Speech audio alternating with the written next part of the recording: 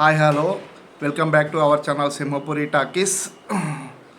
ఇకపోతే last week ఏం జరిగిందంటే ఏం మాట్లాడుకున్నాం మనం. లాస్ట్ వీక్ సోషల్ మీడియా అసాంఘిక చర్యలకు పాల్పడే వాళ్ళ మీద అరెస్టులకు సిద్ధం కండి అని పవన్ కళ్యాణ్ అయితే గట్టిగా చెప్పడం జరిగింది.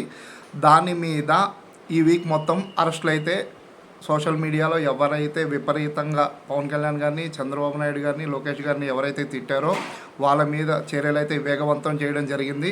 చాలామందిని అరెస్టు కూడా చేశారు. ఈ అరెస్టులు చాలా వేగవంతమైనవి బికాజ్ ఆఫ్ పవన్ కళ్యాణ్ గారు ఆ రోజు అలా బహిరంగంగా చెప్పడం వల్లే ఈ అరెస్టులన్నీ కొనసాగుతున్నాయండి. కానీ మా వైసీపీ పార్టీలో ఎవరిని వదిలేది లేదు. ఎవరైతే భయంకరంగా పవన్ కళ్యాణ్ గారిని ఆ రోజు తిట్టారో 2019 నుంచి 2024 వరకు ఎవరైతే భయంకరంగా తిట్టారో వాళ్ళని ఎవరిని ఈ కూటమి ప్రభుత్వం అనేది వదలడం జరగదు. నాకైతే అనిపిస్తుందండి, మీరేమనుకుంటున్నారో నాకు తెలీదు. ఎవరినైతే వదలరని నేను అనుకుంటున్నాను.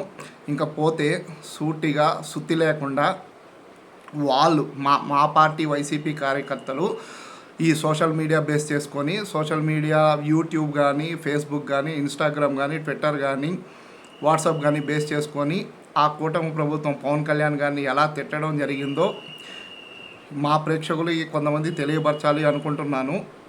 వీళ్ళలో కొంతమంది చాలామందికి ఏ విధంగా వాళ్ళు తిట్టారనేది తెలియదు.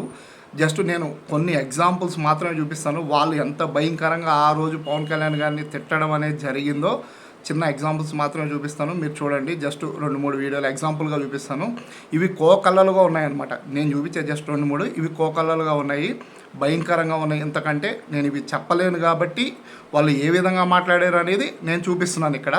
జస్ట్ చూడండి ఎట్లా తిట్టారో వైసీపీ కార్యకర్తలు. వాళ్ళందరూ ఈరోజు అరెస్ట్ కావడం జరుగుతుంది. కూటమి ప్రభుత్వం ఎవరిని వదలదు, ప్రతి ఒక్కరిని అరెస్ట్ చేస్తుంది. అదైతే గ్యారంటీ అండి, ఎవరిని వదిలేదే ఉండదు.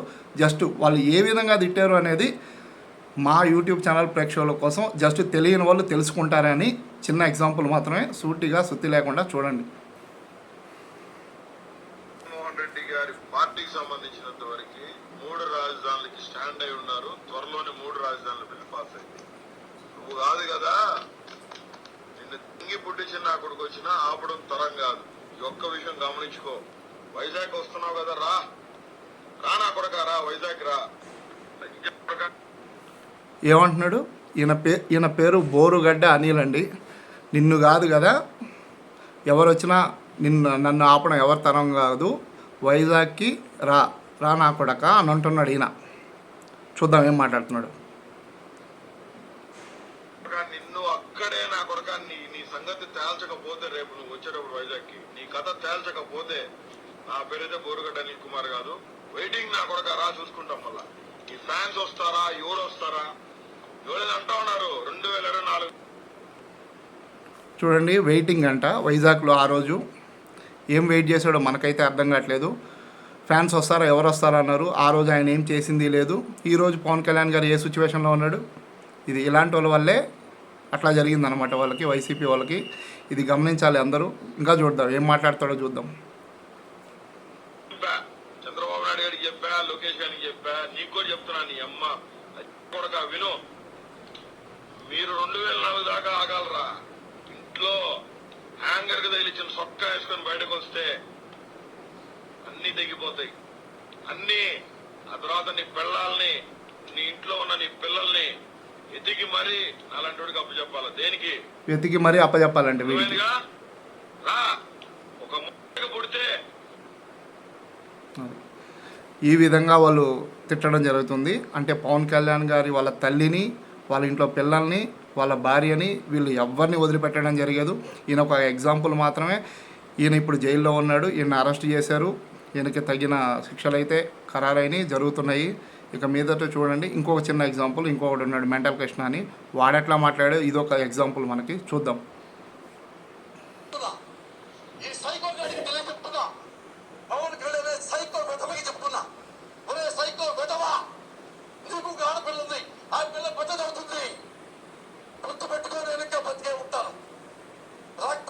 చూసారా, మనిషి అనేవాడు ఎవరన్నా మాట్లాడతాడా? అన్నం తినే వ్యక్తి ఎవరన్నా మాట్లాడతాడా ఈ భూమి మీద? ఎవరైనా నిజంగా మనిషి పుట్టక పుట్టినటువంటి ఏ వ్యక్తి అయినా ఎంత దుర్మార్గం! నీకు నిజంగా రాజకీయంగా కక్ష ఉంటే జనసేన అధినేతని నువ్వు విమర్శించుకోవచ్చు, కానీ ఆ స్థాయిలో బూతులా? అయ్యో, ఆయన కుమార్తెలు ఏం చేశారండి? ఇంత దౌర్భాగ్యం ఏంటి? నిజాయితీగా బతికేటువంటి ఒక నాయకుడు కుమార్తెలకి ఇలాంటి సైకోలు ఇచ్చేటువంటి విలువ ఇదా? ఏం మాటలు!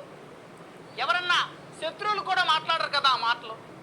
ఆయన కుమార్తెలు ఉన్నారు, నీకు కూడా పెద్దవాళ్ళు అవుతారు, నేను ఇంకా బతికే ఉంటాను. ఎంత పోక్సో చట్టం కింద కేసు నమోదు చేసి ఈ మెంటల్ కృష్ణ అనేటువంటి వ్యక్తిని మీద చర్యలు తీసుకోకపోతే ఈరోజు ఈ కూటమి ప్రభుత్వం అధికారంలోకి వచ్చి దానికి అర్థమే లేదు. ఇలాంటి వ్యాఖ్యల వల్లే అత్యాచారాలు పెరిగిపోయాయి ఈరోజు ఆంధ్రప్రదేశ్లో అనేటువంటి ఒక అభిప్రాయం రాష్ట్ర వ్యాప్తంగా ప్రజల్లో ఏర్పడింది.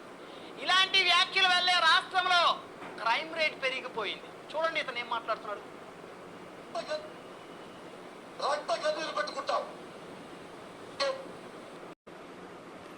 చూసారా ఈయన ఏం మాట్లాడుతున్నాడు? ఈయన పోసాని కృష్ణమురళి, ఈయన మెంటల్ కృష్ణ అంటారు.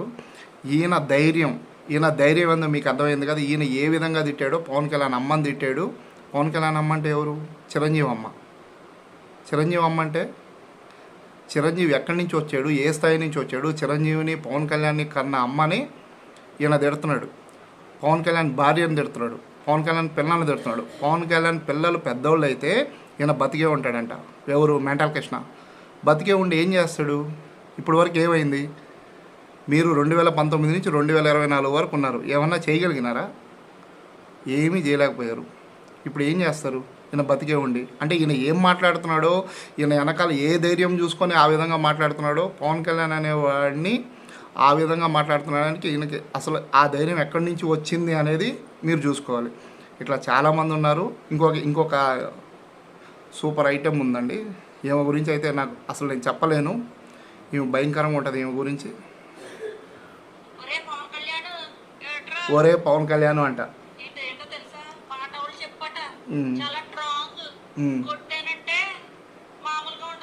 కొట్టద్దండి,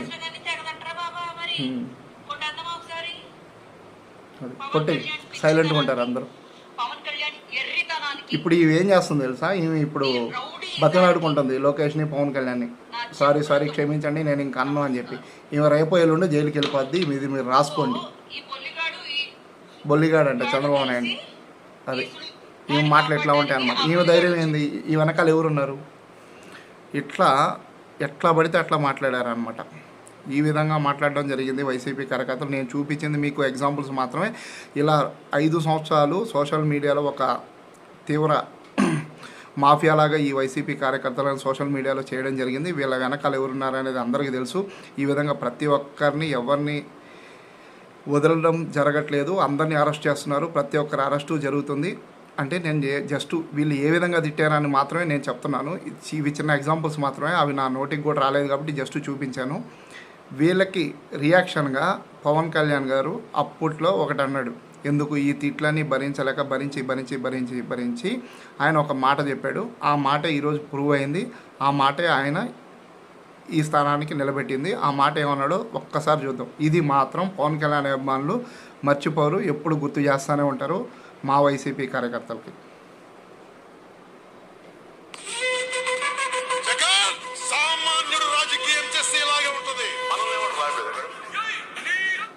సామాన్యుడు, ఇక్కడ పాయింట్ సామాన్యుడు రాజకీయం చేస్తే ఎలా ఉంటుంది? సామాన్యుడు అంటే ఎవరు? నేను, మీరు, వీళ్ళు అందరూ సామాన్యులు. అంటే ఈ 2024 ఎలక్షన్స్ అప్పుడు సామాన్యులు మాత్రమే రాజకీయం చేశారు. అంటే సామాన్యుడు రాజకీయం చేశాడు కాబట్టి. ఎందుకు రాజకీయం చేశాడు? ఈ విధంగా పవన్ కళ్యాణ్ గారిని బూతులు తిట్టించారు కాబట్టి సామాన్యుడు రాజకీయం చేశాడు. అంటే అందరి మనోభావాలు దెబ్బతిన్నాయి. అందరూ మైండ్లో పెట్టుకున్నారు. ఎప్పుడు ఎలక్షన్స్ వస్తాయని చూశారు. ఓట్లు వచ్చినాయి, గుద్దేశారు. దేశాల నుంచి వచ్చారు, రాష్ట్రాల నుంచి వచ్చారు, జిల్లాల నుంచి వచ్చారు. ప్రతి ఒక్కరు వచ్చి గుద్దేయడం జరిగింది. అందరూ మనసులో పెట్టుకొని మరీ గుద్దేశారు. సామాన్యుడు అనేది 2024లో రాజకీయం చేసాడు కాబట్టే 164 వచ్చినాయి.